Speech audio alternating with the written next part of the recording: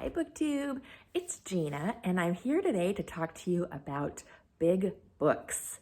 I saw Just One Reader do this big books tag a couple days ago and I thought, what a fun way to talk about some big books. So I looked through my list and I realized I haven't read any chunky books this year for the most part. I've been reading lots of short books and I really want to read some big books. I think I've had one of those reading years this year where I've just wanted things to be really easy. And I've been reading short books, easy books, which is fine, and I'm enjoying it. But I remembered that I loved big books and that I really do want to figure out how to get some of these back into my reading diet. So one inspired me to talk about big books. So this is sort of a tag, but I don't know that it was created by anybody. He didn't leave a link. So I'm just going to do the same thing he did. And I'm going to talk about the 7 big chunksters that I have read most recently. And then I'm going to talk about the 7 big books that I would like to read. Probably not this year, but they're on my perpetual TBR in my head that just seems to be going on and on and on forever. So I'm going to start with the books that I have read. Some of these are chunkier than others, but they're all books that I have loved, well, except for one. I'll tell you when I get to that one what it is. So this is the 7 chunksters that I've read. I'm going to start out with the oldest one on the list, which is Babel Tower by A.S. Byte. This was published in 1996. This is the UK edition. I also have that's way up there, you can't see it. I have the American edition, which is the actual edition that I read, but I found this one and I always like the UK edition. So I bought this one too. This clocks in at a mere 617 pages. So this one and the next one are the 2 sort of shortest chunksters on my list. But I love A.S. Byte. I love her analytical and intellectual way of telling a story, and it just seems very deep to me and complex. The way literary fiction really should be. I love this style of literary fiction. It's just very thought-provoking. And this one is about 2 law cases, a painful divorce suit, and the prosecution of an obscene book. Back in the 60s, it's set back in the 60s. So really, really, really good book. Next, I'm going to talk about September by Rosamund Pilcher. Now this is the shortest chunkster on the list with only, and I don't know where else in the world you can say only, 536 pages and keep a straight face, but I know you will all appreciate that. But this is really one of my favorite books. I love Rosamund Pilcher. This is a story, a big, chunky family story about it's the framework of September is a woman putting on a birthday party, a wealthy woman putting on a birthday party, a big fancy party, a dance for her daughter's 21st birthday. And the way that planning this party and prepping for this party sort of brings the community and the people that live in the community and people from far away that people haven't seen for a long time together. And it's just a beautifully written and cozy book with a couple of difficult topics, but nothing that can't be dealt with in a very wonderful, easy, cozy Rosamund Pilcher way. So I absolutely love this book.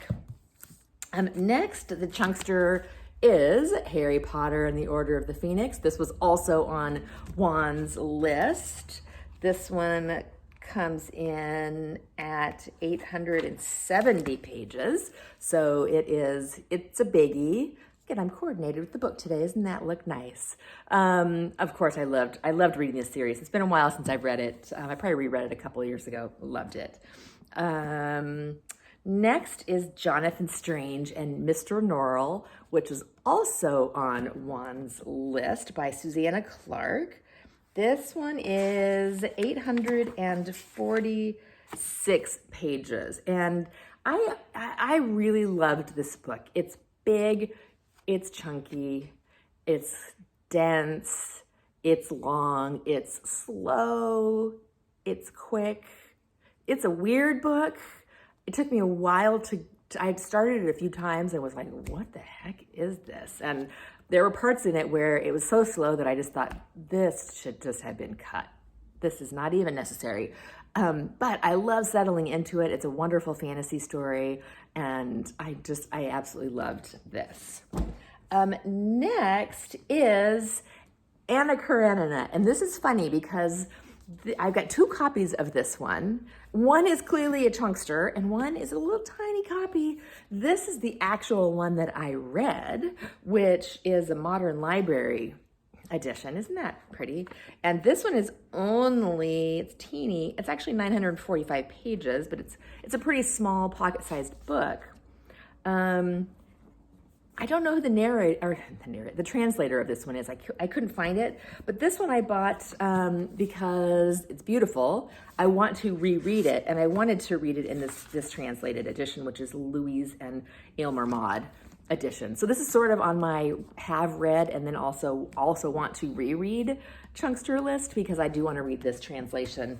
I don't think this one was abridged. It's just very tiny font. It was not a pleasant reading experience, even though I love this book itself. This was not a great way to read this book. So I'm going to reread this in this edition, because look at that. Isn't that beautiful? And then two that I actually don't own copies of that I read on my Kindle are The Last Chronicle of Barset, which is the last book in the Barchester Towers series by Anthony Trollope, which was one of the best reading experiences of my life. I absolutely loved reading that series. I loved all of the books, some more than others. The Last Chronicle of Barset is 890 pages per Goodreads, probably depending on the edition that you have. If you have not read Anthony Trollope, he is so good, so funny and quirky, and it's almost, to me, like Danielle Steele of the Victorian era. A little soap opera-y, but just wonderful. And then lastly on this list is, sadly, the one that I really did not like, which is Oathbringer, book number 3 in the Way of Kings series. It's got a different name, the series, but the third and the last one that I will be reading. I'm not continuing on with the series. I just struggled my way through Oathbringer. 1,248 pages of, to me, was not, I mean, I see where he was going with it, and I really, really wanted to love it because I love big chunky fantasies, and I loved the Mistborn original trilogy, but Oathbringer I didn't get along with it. So sadly, that's a series that I probably will not continue with. And at 1,248 pages, that was quite an investment. It was one of those books that I stopped and then started and then stopped and then started, which probably did decrease the reading experience for me, because by the time I got to the middle, I had sort of forgotten what else had happened. But that is neither here nor there, because I'm done with it. And then my big pile of, I can't even pick it up, it's so huge, of big chunky books that I want to read. I'm going to actually talk about these in the order that is likely that I will read them, from least likely to read them right now to the most likely at the end. So the first one is the Iliad. I've also got the Odyssey in this Robert Fagles edition, and this is a big old chunkster, but I really want to get to this. This one is, there's a glossary at the end, so it is about 600 pages, a little over 600 pages. So this is on my TBR. Probably won't get to it this year, but I should just set myself a reading project, break it up into chunks, and just do it. This has been on my list for ages. The next one is Michelle Faber's The Crimson Petal and the White. This is another one that I've owned for a long, long time. It's 900 pages, and I want to get to this, but it just keeps getting moved to the bottom of my list. I think partially because it is written in the present tense. I've started this a couple times, and I just struggle with present tense stories. I don't know why. It's the same reason that I haven't started Hilary Mantel. I really want to read that trilogy too, but the present tense writing style just really bogs me down for some reason. Next is the Luminaries, which is by Eleanor Catton. This was the winner of the Booker Prize 2013. I just recently bought this. It's 822 pages. And this has been on my TBR for a while. So I just bought this beautiful edition. Found this at the thrift store, which I thought was very exciting. Next, so these are the next three are the three that I'm hoping to get to sooner rather than later. This is my beautiful old ratty edition of Gone with the Wind by Margaret Mitchell. This is, Juan mentioned this on his channel of one of his favorite reading experiences of a big chunky book. And I know Kelly at Books I'm Not Reading has also talked about this being one of her favorite, was it a Pulitzer? I think it was a Pulitzer winner. So I really trust Kelly and I really trust Juan's taste. So I know I want to get to this one. I know that there's going to be some problematic things about it because, of course, it's an old book. But look at this, you guys. This has an inscription: Gertrude M. Christ, San Francisco, California, 1936, in that beautiful old handwriting, which I think is just lovely. I probably will end up getting a Kindle copy of this and of the next two also, because I find it really difficult to read big books and hold them and be comfortable. This edition of Gone with the Wind comes in at 1,037 pages. So this is one that I would like to get to sooner rather than later. The next one you've seen me talk about before. This is the beautiful Lawrence Ellsworth translation of Alexandre Dumas' The Three Musketeers. And I started this one for the March of the Mammoths, and it just kind of dropped off of my radar. And I kind of just dropped it. And it is 760 pages. But I really do want to read this. I've heard really good things about it. It looks beautiful. It's one of those stories that is in our kind of the cultural domain of all of our brains. That was not a good sentence, but you know what I mean. I've heard about it. I've thought about it, but I've never read it. So I would like to actually read it so I can kind of create my own opinion about it.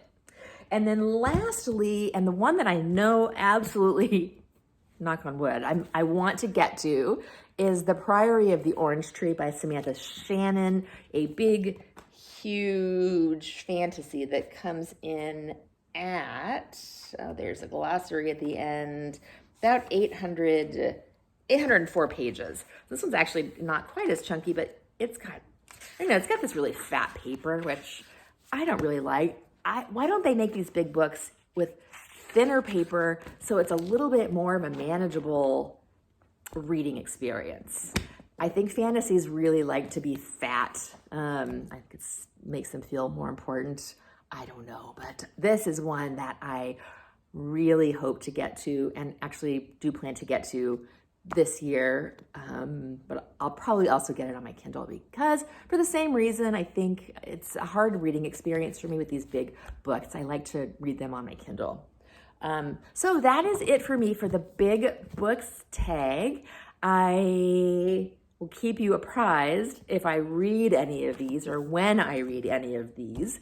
And I appreciate you being here. Bye.